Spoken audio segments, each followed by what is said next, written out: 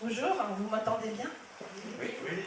Bon, je m'appelle Patricia Chéroubian et je vais vous parler des chakras des intelligences multiples. Alors, on va commencer par le commencement, c'est-à-dire avec l'école. Donc, l'école, tout le monde a entendu parler de Jules Ferry. Jules Ferry, c'est le créateur de l'école laïque obligatoire. Et sa conception de l'école, ça peut se résumer à ça, à savoir qu'il y a des races supérieures et des races inférieures. Donc, l'éducation a été basée sur une intelligence qui est mesurable avec des tests de quotient intellectuel. Et si on réussit ces tests de quotient intellectuel, eh bien, on a une bonne considération en classe. Mais si on n'a pas des résultats qui sont bons, on est exclu. Alors, on leur attribue des maladies, on dit qu'ils sont hyperactifs, inattentifs, impulsifs. Ça s'appelle des troubles TDAH. C'est un terme que beaucoup de parents connaissent parce que leurs enfants sont qualifiés dyslexiques, souffrant de troubles. Pourquoi? Parce qu'ils ne correspondent pas à cette intelligence unique déterminée par les tests de quotient intellectuel. Alors, pour compenser, qu'est-ce qu'on fait? On leur donne des médicaments. Il y en a un qui est très connu, qui s'appelle la Ritaline. Il devrait être donné en extrême mesure, quand on a tout essayé, mais ce qui se passe, c'est qu'actuellement, il est donné en priorité. Donc, le Conseil de l'Europe dénonce le fait que ce soit distribué à tort et à travers aux enfants qui sont de plus en plus qualifiés de dyslexiques et de souffrant de troubles d'attention, et demande que soient appliquées des mesures différentes, à savoir qu'on arrête de considérer que chaque enfant a des problèmes. Les laboratoires qui commercialisent la Ritaline sont les laboratoires Novartis. Ils ont été condamnés récemment, la dernière amende, elle est 390 millions de dollars pour corruption de médecins et de pharmaciens, pots de vin, cadeaux extravagants pour encourager la prescription de leurs médicaments. C'est comme ça qu'ils fonctionnent, ces laboratoires-là qui commercialisent la Ritaline, dont les ventes ont augmenté de plus de 70% ces 5 dernières années en France. Alors la Cour des comptes a rendu un rapport expliquant ce qu'il fallait faire pour réformer l'éducation nationale. Ce qu'il faut retenir, c'est ce qu'ils disent. Il faut placer le suivi individualisé des élèves au cœur de la formation des enseignants. C'est-à-dire que la Cour des comptes reconnaît que le système intelligence unique ne fonctionne pas et ne peut pas fonctionner. Ils expliquent, l'enseignement scolaire n'a pas su intégrer les missions de suivi et d'aide des élèves. Les réformes successives engagées par le ministère ont montré leurs limites, car elles s'inscrivent dans une organisation scolaire inchangée. Pourquoi? Parce qu'en 2016, l'école traditionnelle, c'est principalement la même qu'en 1880, c'est-à-dire celle de Jules Ferry. Et on valorise une intelligence unique qui mène à des résultats catastrophiques. C'est là qu'interviennent les intelligences multiples. Parce que l'intelligence unique telle qu'on la connaît, elle a pour but de décrocher un diplôme. C'est tout. Or, un diplôme n'est jamais synonyme de réussite. Vous avez des tas de gens qui ont des diplômes et qui n'ont pas de travail, qui sont malheureux dans leur vie. Ce qui est important, c'est la réussite scolaire, bien sûr, mais personnelle et sociale. Parce que si vous avez des tas de diplômes accrochés sur votre mur et que vous n'avez rien du tout dans la vie qui vous intéresse, vous ne savez même pas à quoi sert votre vie, le diplôme, il ne sert à rien. Donc, les intelligences multiples, c'est un concept qui date principalement des années 1980. Enfin, il y a plusieurs personnes qui en ont parlé, dont Jean Piaget et Howard Gardner. Alors, Howard Gardner, dans les années 80, il a déterminé qu'il n'y avait pas une intelligence, mais 8, et qu'on les possède tous. Et que ces intelligences en question, c'est notre mode de fonctionnement. L'éducation nationale reconnaît principalement ce qu'on appelle l'intelligence unique basée sur les langues et les mathématiques. Donc tous ceux qui sont mauvais en langue et en mathématiques ou qui ont des problèmes pour écrire ou pour compter, ils sont considérés comme mauvais, exclus. Mais si on utilise le système des intelligences multiples, on se rend compte qu'il y a pratiquement tout le monde peut réussir, à condition qu'on lui enseigne de façon à ce qu'il comprenne. Et ça, c'est ce que l'éducation nationale n'a pas compris. Elles sont réparties dans chaque hémisphère du cerveau. Donc l'hémisphère gauche contrôle l'intelligence naturaliste, l'intelligence corporelle, l'intelligence intrapersonnelle et l'intelligence interpersonnelle. L'hémisphère droit contrôle les 4 autres. Alors l'intelligence naturaliste, c'est l'intelligence de ceux qui réagissent très bien avec la nature. En fait, c'est même pas très bien, c'est que c'est un besoin. Alors au niveau des enfants, ça se manifeste parce que c'est des enfants qui s'intéressent aux plantes, aux animaux, à tout leur environnement, aux planètes. Mais quand je dis enfants, il faut bien comprendre que c'est la même chose pour les adultes. C'est-à-dire que si vous avez une prédominance de cette intelligence naturaliste, vous l'avez toujours. C'est-à-dire que les gens qui sont concernés par la défense des animaux, la défense de la planète, de leur environnement, c'est des gens qui ont une intelligence naturaliste. Ils sont dehors, ils éprouvent le besoin d'être en contact avec l'extérieur. Chez l'enfant, eh ben, c'est exactement la même chose. Et ça se détecte assez rapidement puisque ces enfants-là, ils sont branchés animaux, nature, tout ce qui est autour. L'intelligence corporelle, c'est l'intelligence des gens qui contrôlent leur corps et leurs mouvements. C'est-à-dire les danseurs, les mimes, tous les gens qui utilisent leur corps pour communiquer, en fait. L'intelligence corporelle, par exemple, le langage des signes, des sourds-muets, on utilise les mains, les doigts. Et pour ça, il faut avoir une bonne intelligence corporelle. Les gens qui jouent du piano, qui ont une bonne dextérité, il faut une intelligence corporelle parce qu'il faut bouger les doigts. On n'est pas tous capables de jouer du piano ni de maîtriser la langue des signes. L'intelligence intrapersonnelle, c'est celle qui permet de savoir exactement qui on est. C'est l'introspection, c'est la réflexion. C'est des gens qui sont de nature assez solitaire, mais pas des ermites. Ils aiment bien les autres, mais ils préfèrent être tout seuls. Alors, un enfant qui a cette intelligence-là, bah, c'est un enfant qui va préférer jouer dans son coin, pas avoir trop de copains, lire. Et les adultes aussi, hein, ça ne change pas. J'ai dit enfant, mais ça ne change pas. L'intelligence interpersonnelle, c'est l'intelligence de ceux qui sont capables de comprendre et analyser les besoins des autres. C'est-à-dire que c'est les chefs, les leaders, les entrepreneurs, c'est les assistantes sociales aussi, tout ça. Alors attention, ça n'a rien à voir avec le bien ou le mal, mais ça peut être utilisé de façon différente. C'est-à-dire que quelqu'un qui a une très très bonne intelligence interpersonnelle, il peut devenir un dictateur. Ça, j'en avais déjà parlé dans une autre conférence en faisant la comparaison entre Hitler et Mère Teresa, puisqu'ils avaient les mêmes 8 intelligences. Donc on peut utiliser cette intelligence-là pour être un dictateur comme pour faire de l'humanitaire. Parce que pour y arriver à ces niveaux-là, il faut très bien comprendre ce que les autres attendent de vous. Donc ce n'est pas une question d'amour ou de haine, c'est une question de comprendre les autres. Bah, l'intelligence verbale linguistique, c'est l'intelligence des mots, des lettres. C'est des gens qui ont une très bonne communication. Donc moi je la relie avec l'autre intelligence suivante qui est l'intelligence musicale. Parce qu'elles sont toutes les deux en rapport avec la communication. La musique, c'est un moyen de communication. Les mots aussi. Donc pour moi, ces deux intelligences sont un peu regroupées. Ensuite, on a l'intelligence logico-mathématique, c'est celle du raisonnement, de la logique, des chiffres. Et la dernière, c'est l'intelligence spatiale. Alors l'intelligence spatiale, c'est celle de la créativité. C'est celle qui nous permet de communiquer et de comprendre ce qu'il y a dans notre esprit, qui nous envoie des images mentales. C'est l'intelligence qui est indispensable aux architectes, parce qu'un architecte, quand il va dessiner la maison qu'il imagine, c'est-à-dire que c'est son esprit qui va lui envoyer des idées, un peintre c'est pareil. Et donc cette intelligence-là, c'est celle qui permet de concrétiser ce qu'on voit. Pour savoir quel est votre niveau à vous d'intelligence spatiale, imaginez que vous invitiez des gens à venir chez vous, ces gens ne sont jamais venus. Bon, vous allez prendre un papier, un crayon, vous allez faire le plan pour venir chez vous. Vous allez dire, là, il y a la poste, là, il y a l'église, là, tu tournes à gauche. Et c'est ça, l'intelligence spatiale. Parce que le plan que vous avez dessiné, les images, c'est votre esprit qui vous les a fournies. Vous n'êtes pas dans la rue, à l'endroit de l'église ou à l'endroit de la poste. C'est des représentations que vous vous faites. Alors maintenant, si la personne ne peut pas venir chez vous, c'est que votre plan n'est pas bon. C'est que votre intelligence spatiale, il faut la développer. Comment elle se concrétise? Un enfant qui a en prédominance l'intelligence naturaliste et l'intelligence corporelle, qu'est-ce qui se passe en classe? Eh bien, ils sont censés rester assis toute la journée pendant des heures sans bouger. Malheureusement, ils ne peuvent pas. Parce que ça ne correspond pas à leur forme d'intelligence. Eux, ils ont besoin de bouger, ils ont besoin d'être à l'extérieur. Donc, ils sont qualifiés d'hyperactifs, d'inattentifs, et on attend d'eux quelque chose qu'ils ne peuvent pas fournir. Parce qu'un enfant qui a une intelligence corporelle ou une intelligence naturaliste très développée, pour rester tranquille, ça lui demande un tel niveau de concentration qu'il ne peut plus écouter ce qui se passe.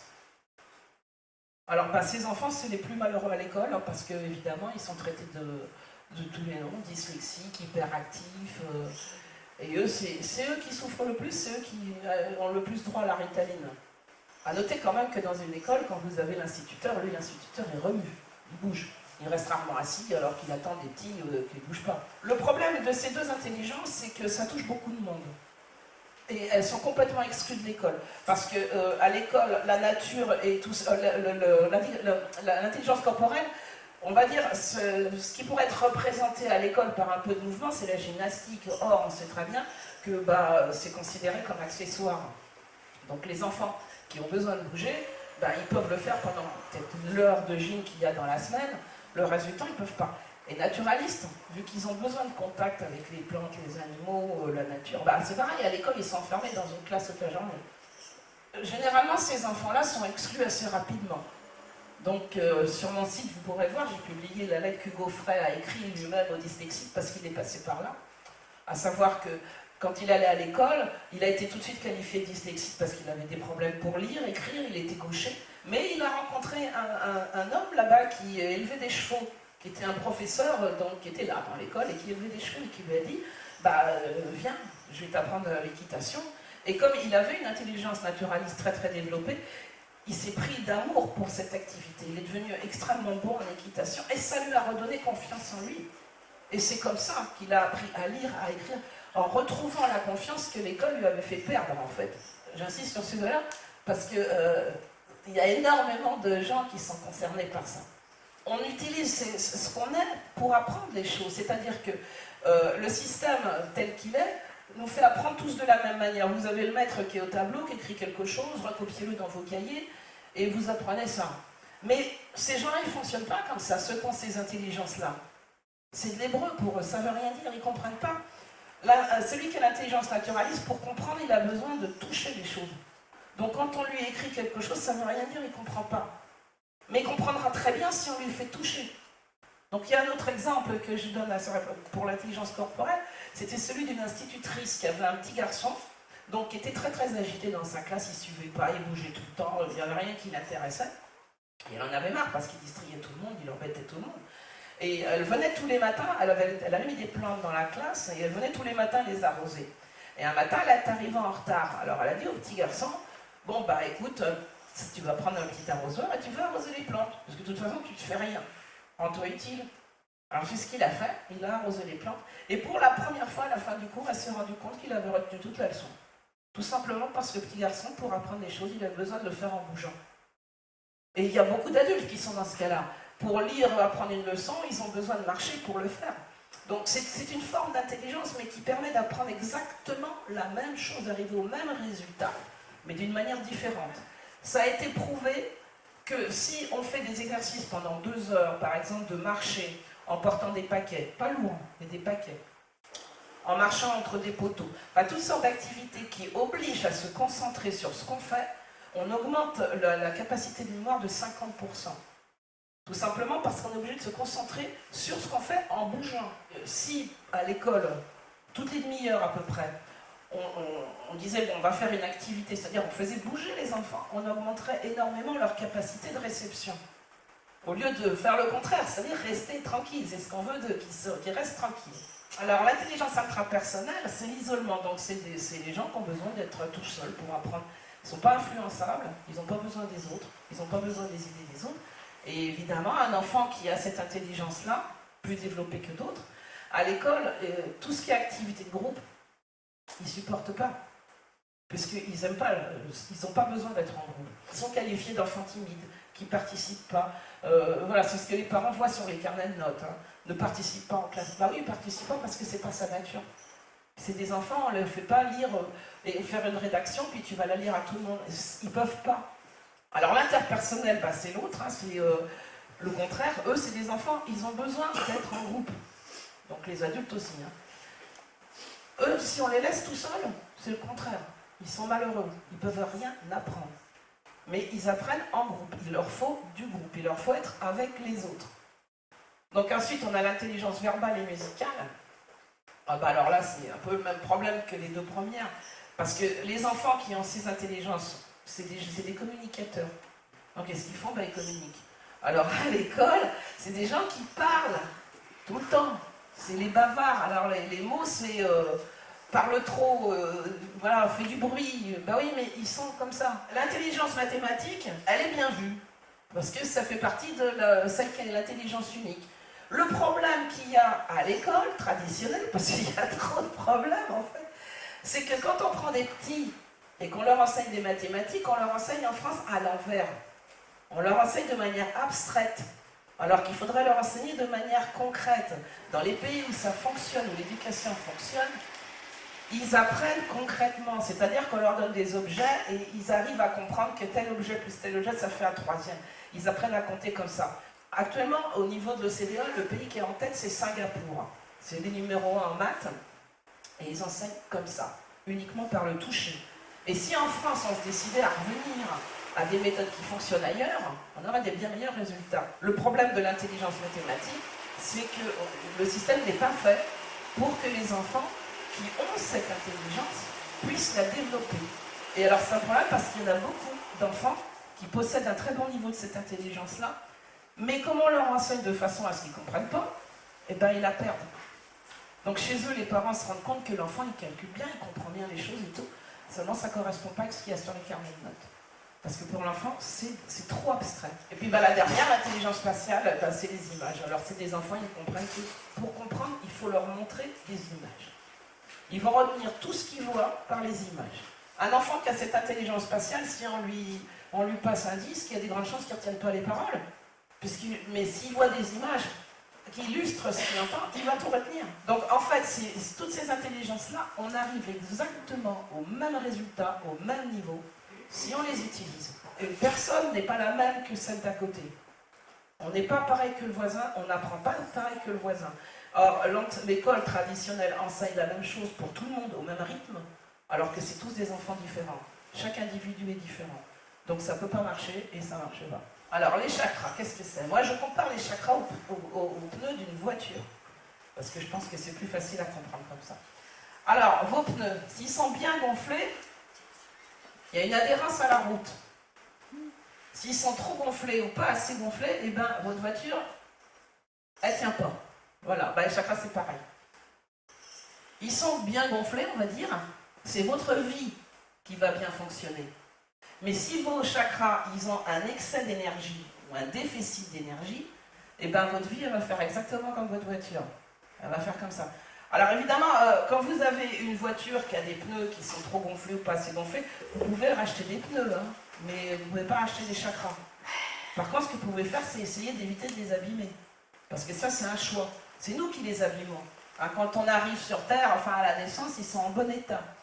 Ils se dégradent à cause de ce qu'on fait. Et qu'est-ce qu'on fait pour les dégrader? Eh bien, tout ce que je viens de vous expliquer, c'est-à-dire que votre façon d'être, votre forme d'intelligence, votre façon de comprendre les choses, c'est pas utilisé.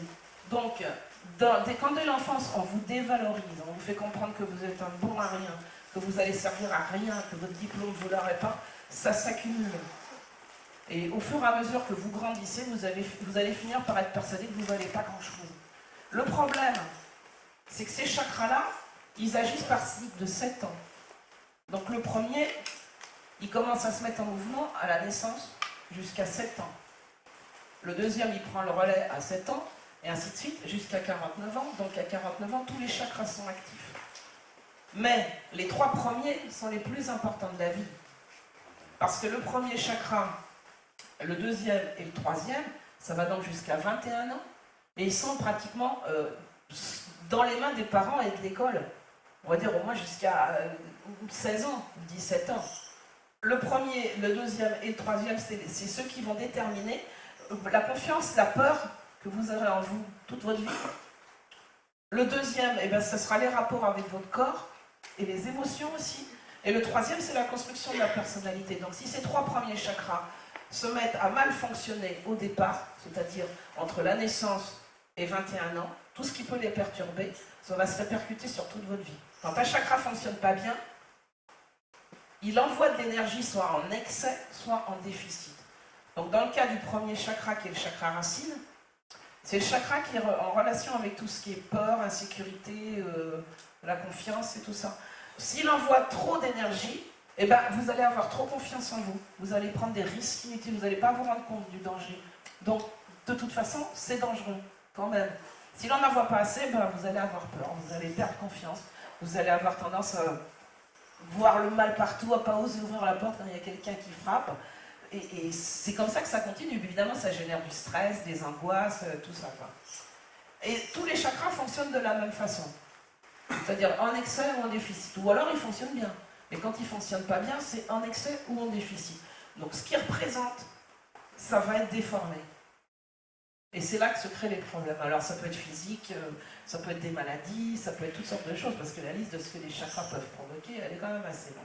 Donc je vais vous parler des ateliers que j'anime à Saint-Privat-des-Vieux. Le but des ateliers, c'est d'expliquer le lien entre les chakras et les intelligences. L'intelligence naturaliste, donc la première intelligence que moi j'ai classée avec le premier chakra. Pourquoi ? Parce que ce premier chakra, donc, voilà ce qui déclenche quand il ne fonctionne pas bien. Des stress, des peurs, des phobies, de l'insécurité, des problèmes de poids.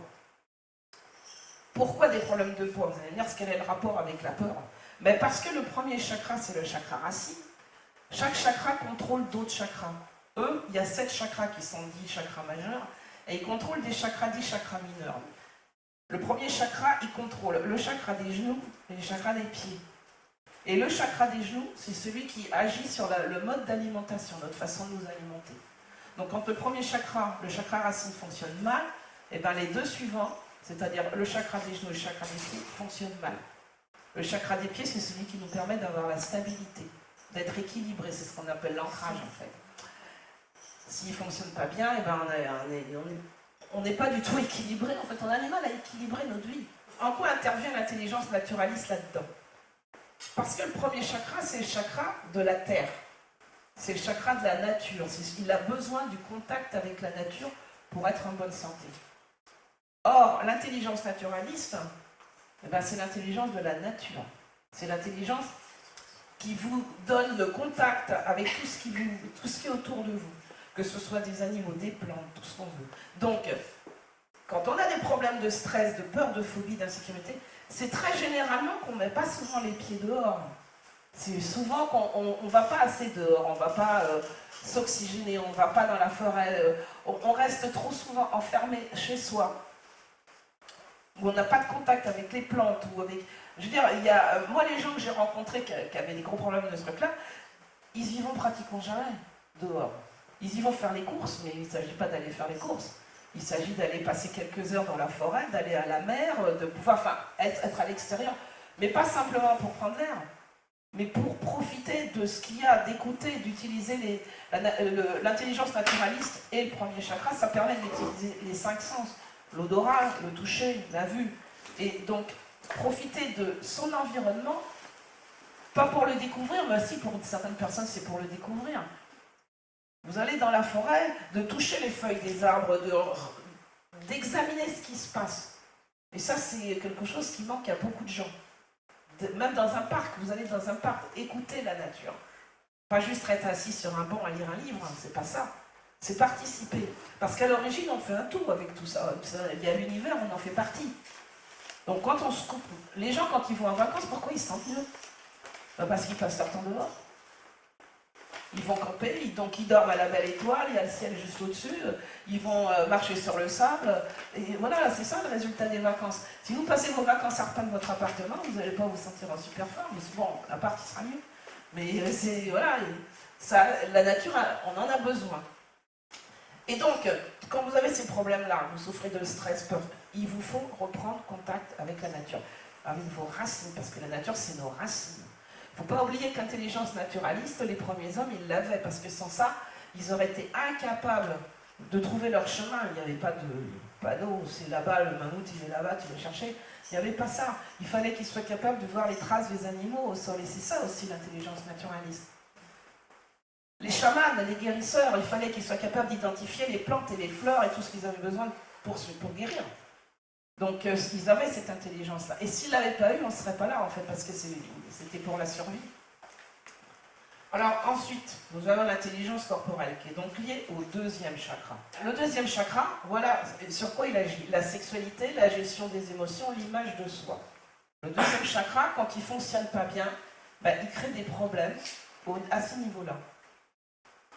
Parce qu'il crée une mauvaise image de soi, de son corps. Le deuxième chakra est lié au corps. Quand on ne s'aime pas, si on n'aime pas son corps, si on n'en prend pas soin, eh bien on n'a pas une bonne image de soi. Et quand lui, il ne fonctionne pas, donc ça peut déclencher des problèmes sexuels, ce qui est tout à fait lié, parce que quand on ne trouve pas... Si on ne s'aime pas, c'est difficile d'avoir une sexualité très harmonieuse. Si on n'aime pas son corps, on ne se trouve pas beau, ou on n'a pas confiance en soi, ça va avec. Hein. L'intelligence corporelle, c'est celle du corps. C'est celle qui fait l'usage du corps. Donc en développant cette intelligence-là, eh ben, on apprend à utiliser son corps. On apprend à bouger, à danser, à s'en servir. Pas juste à être assis sur une chaise, quoi. Parce que le corps, c'est pas un objet qui nous sert à aller d'une pièce à l'autre. C'est vraiment un instrument qu'on peut utiliser. Et beaucoup de gens ne l'utilisent pas. Donc il y a 50 millions de façons de l'utiliser. Faire du yoga, c'est excellent. La danse, c'est excellent. Toutes sortes de danse, tout ce qui permet au corps de reprendre vie, de redevenir ce dont on a besoin. Et donc ça, eh ben, ça permet de rééquilibrer le deuxième chakra, puisque c'est le chakra qui est lié au corps. On retrouve sa confiance et on reprend conscience de son corps. Et c'est important, parce que le corps, c'est quelque chose d'unique. Et ça, c'est pareil.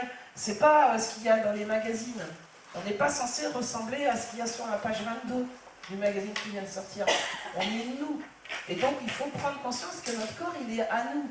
Et pas ce que la presse en fait. C'est très important, parce que ça c'est lié aussi au problème qu'il y a. Il y a beaucoup de gens, ils ne se voient pas.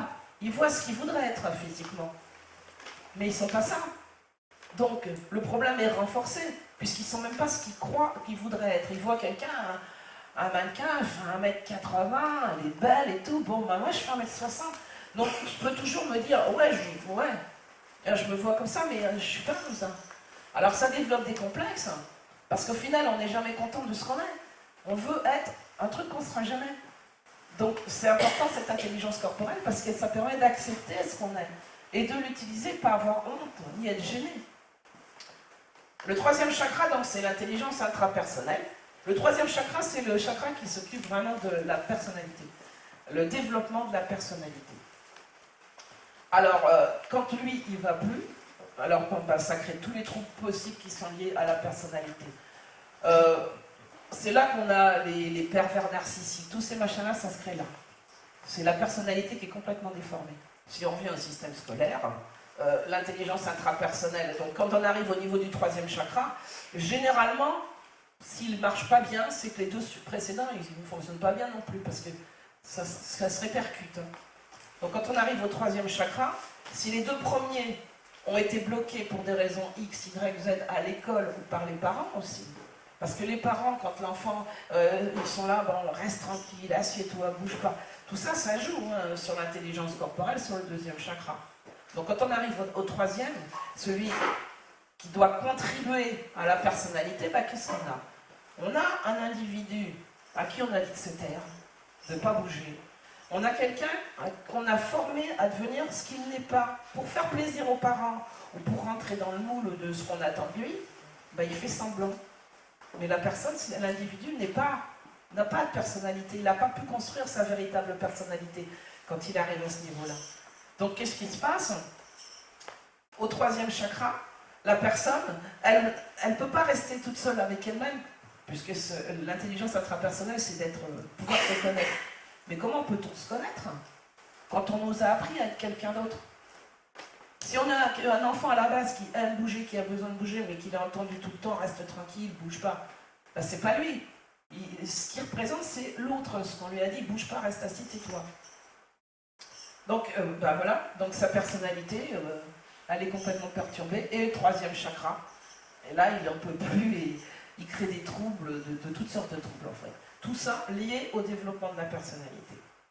Ensuite, l'intelligence interpersonnelle, c'est les relations sociales.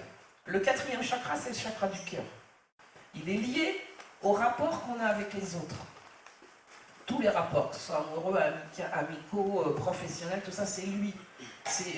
Voilà, si on s'entend bien avec les autres, si on arrive bien à établir des relations, quand ils ne fonctionnent pas, on peut compenser en développant l'intelligence interpersonnelle, c'est-à-dire en apprenant comment fonctionnent les autres, comment réfléchissent les autres, comment pensent les autres. C'est-à-dire on apprend à s'occuper de ce qu'il y a autour, des gens qui sont autour. Parce que le 4e chakra, c'est ça, c'est le blocage des relations avec les autres.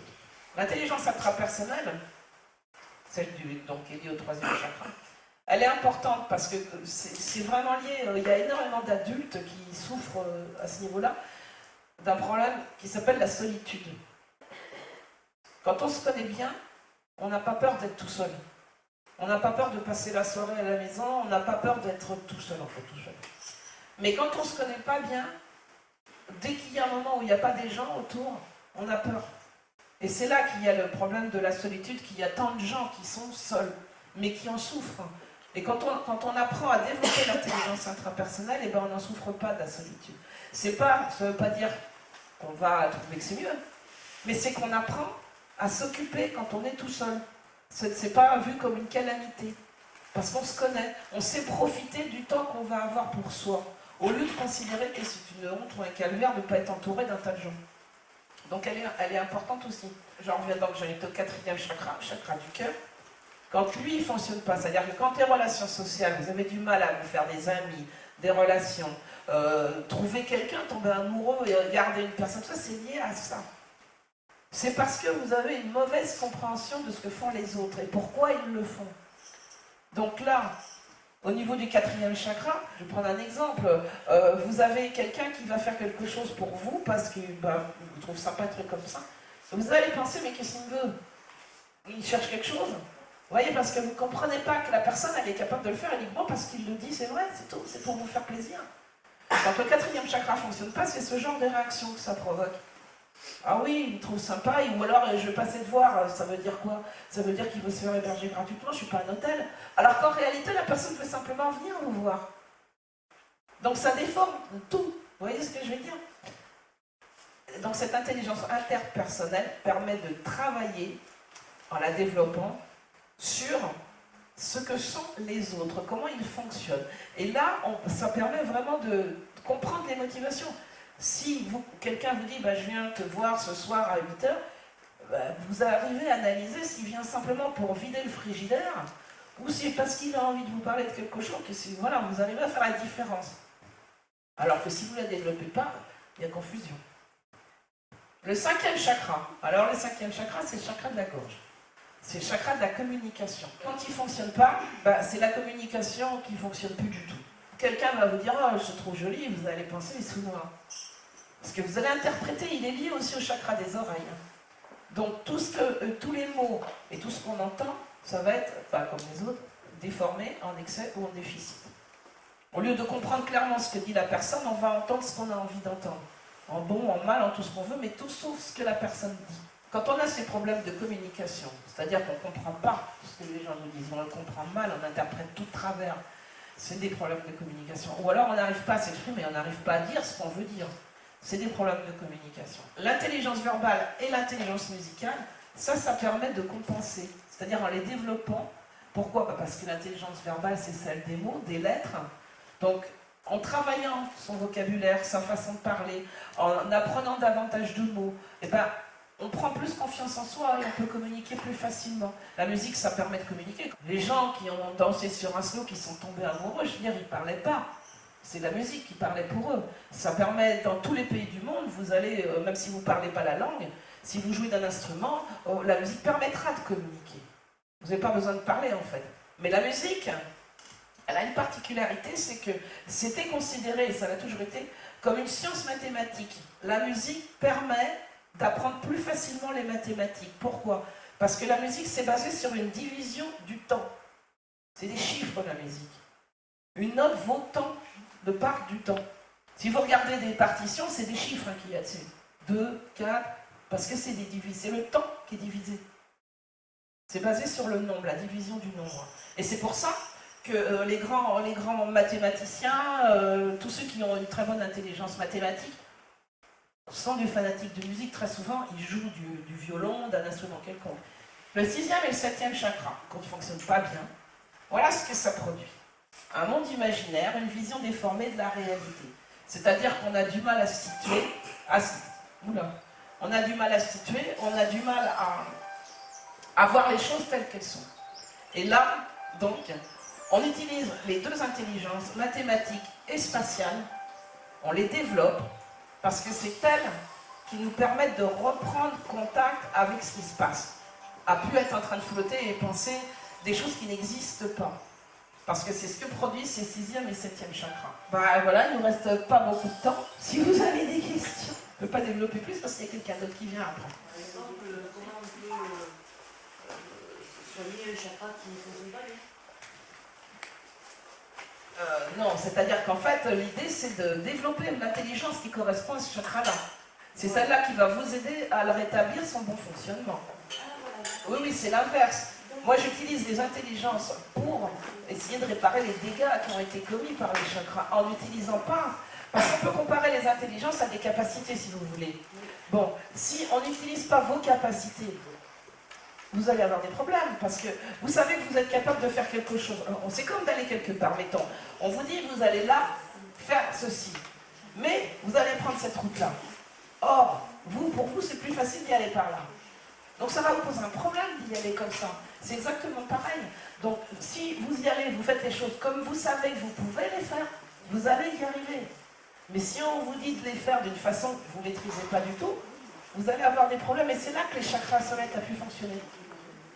On bloque leur fonctionnement en faisant des choses qui ne correspondent pas à ce qu'on est.